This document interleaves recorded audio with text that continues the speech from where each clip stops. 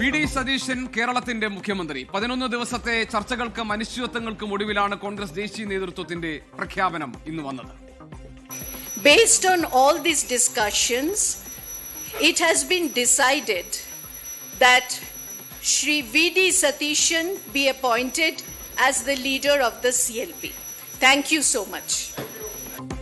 4 മണിക്ക് ചേരുന്ന കോൺഗ്രസ് നിയമസഭാ കക്ഷി യോഗം വി ഡി സതീശനെ നേതാവായി തെരഞ്ഞെടുക്കും. തിങ്കളാഴ്ച സെൻട്രൽ സ്റ്റേഡിയത്തിലാകും വി ഡി സതീശന്റെ നേതൃത്വത്തിലുള്ള മന്ത്രിസഭയുടെ സത്യപ്രതിജ്ഞ. വി ഡി സതീശനുമായി കൂടിയാലോചിച്ച് ഗവർണറെ കാണുന്ന സമയം തീരുമാനിക്കുമെന്ന് KPCC അധ്യക്ഷൻ അഡ്വക്കേറ്റ് സണ്ണി ജോസഫ് പറഞ്ഞു.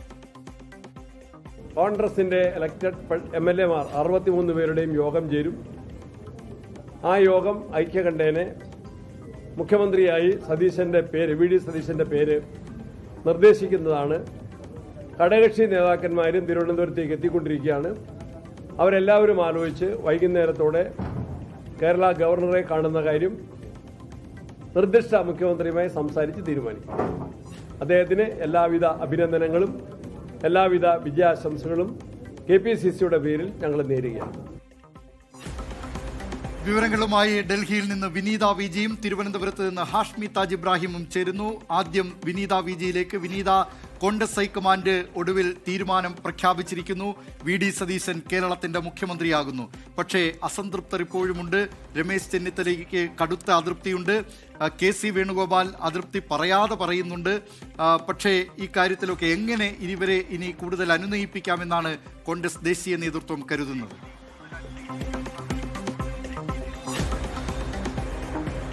ദിലീപ് കുമാർ സൂചിപ്പിച്ചതുപോലെ തന്നെ അന്തിമ തീരുമാനത്തിലേക്കടക്കം കാര്യങ്ങൾ എത്തുകയും വിഡിയുടെ പേരിലേക്ക് നേതൃത്വം ഒടുവിലെത്തുകയും ഒക്കെ ചെയ്തു. പക്ഷേ അപ്പോഴും കോൺഗ്രസിനുള്ളിലെ അതൃപ്തിയും അസ്വസ്ഥതയും ഒക്കെ തന്നെ പുകയുകയാണ്. ഇപ്പോൾ രമേശ് ചെന്നിത്തല അദ്ദേഹത്തിന്റെ അതൃപ്തി പ്രകടമാക്കിയിട്ടുണ്ട്. പറയാതെ പറയുകയാണ് KC വേണുഗോപാലും അദ്ദേഹത്തിന്റെ അതൃപ്തി. ഏതാണെങ്കിലും ഹൈക്കമാൻഡ് 2 നേതാക്കളുമായും ഇതിനോടകം സംസാരിച്ചിട്ടുണ്ട്. ഒരുപക്ഷെ ഇന്ന് രാവിലെ രാഹുൽ ഗാന്ധിയുടെ വസതിയിൽ നടന്നത് KC വേണുഗോപാലുമായുള്ള ഒരു അനുനയ ചർച്ച എന്ന് തന്നെ നമുക്ക് നിലവിലെ സാഹചര്യത്തിൽ അതിനെ വിലയിരുത്തേണ്ടി വരും. കാരണം ഏതാണ്ട് 1.5 മണിക്കൂറോളം ആ കൂടിക്കാഴ്ചയും ചർച്ചകളും ഒക്കെ തന്നെ നീണ്ടുപോയിരുന്നു. എല്ലാവർക്കും കൃത്യമായിട്ടുള്ള നിർദ്ദേശങ്ങൾ നേരത്തെ തന്നെ നൽകിയിട്ടുണ്ട്. അതിനുശേഷമാണ് ഹൈക്കമാൻഡിന്റെ ഒരു തീരുമാനം സംബന്ധിച്ച കാര്യം ഇരു നേതാക്കളെയും അറിയിക്കുകയും ചെയ്തു. ഇനി അവരെ കൂടി വിശ്വാസത്തിലെടുത്തുകൊണ്ട് മുന്നോട്ട് പോകുന്നതിനുള്ള മറ്റ് നടപടിക്രമങ്ങളൊക്കെ തന്നെയായിരിക്കും ഹൈക്കമാൻഡ് ഈ ഘട്ടത്തിൽ ആലോചിക്കുന്നത്. നേരത്തെ നമ്മൾ സൂചിപ്പിച്ചതുപോലെ രമേശ് ചെന്നിത്തലയ്ക്ക് ഒരുപക്ഷെ ഒരു പ്രത്യേക പാക്കേജ് ഒക്കെ നൽകുകയും അദ്ദേഹത്തെ ഒരു മന്ത്രിസഭയിലേക്ക് ഒരു മികച്ച രീതിയിലേക്ക് ഒരു വകുപ്പൊക്കെ നൽകി കൊണ്ടുവരാനുള്ള ഒരു സാധ്യത തന്നെയാണ് നിലവിലുള്ളത്. ഏതാണെങ്കിലും അദ്ദേഹം ആ ഘട്ടത്തിൽ ഒരു അതൃപ്തി കൂടി അറിയിച്ച ഒരു സാഹചര്യത്തിൽ ഒരുപക്ഷെ ഹൈക്കമാൻഡിലെ മുതിർന്ന നേതാക്കളോ അല്ലെങ്കിൽ ഒരുപക്ഷെ രാഹുൽ ഗാന്ധിയോ തന്നെ രമേശ് ചെന്നിത്തലയുമായി നേരിട്ട് ഒരിക്കൽ കൂടി ആശയവിനിമയം നടത്താനുള്ള ഒരു സാധ്യത നമുക്ക് നിലവിൽ തള്ളിക്കളയാൻ കഴിയില്ല. കാരണം അദ്ദേഹം സീനിയർ ആയിട്ടുള്ള നേതാവാണ്. അദ്ദേഹം തുടക്കം മുതൽ തന്നെ സീനിയോറിറ്റി പരിഗണിക്കപ്പെടണമെന്നൊക്കെ അദ്ദേഹം ആവശ്യപ്പെട്ടിട്ടുണ്ടായിരുന്നു. പക്ഷേ കേരളത്തിൽ നിന്നെത്തിയ നേതാക്കളടക്കം അതിൽ VM സുധീറിനെ പോലുള്ള മുതിർന്ന നേതാക്കളൊക്കെ ഹൈക്കമാൻഡിന് മുന്നോട്ട് വെച്ച ഒരു ആവശ്യമെന്ന് പറയുന്നത് ജനഹിതം അത് കൃത്യമായി പരിഗണിക്കപ്പെടണമെന്നുള്ളത് തന്നെയാണ്.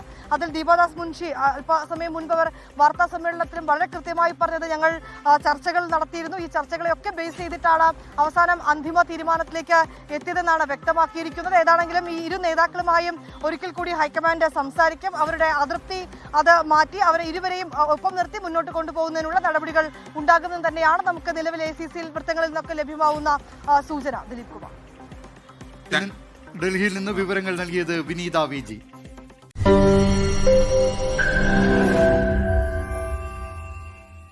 ലോകത്തെവിടെയായാലും ഏത് സമയത്തും 24 വാർത്തകളും ഓഗ്മെന്റഡ് റിയാലിറ്റി പാക്കേജുകളും എക്സ്പ്ലെയിനറുകളും വിശദമായി കാണാൻ ഞങ്ങളുടെ YouTube ചാനൽ നിങ്ങൾക്ക് സബ്സ്ക്രൈബ് ചെയ്യാം.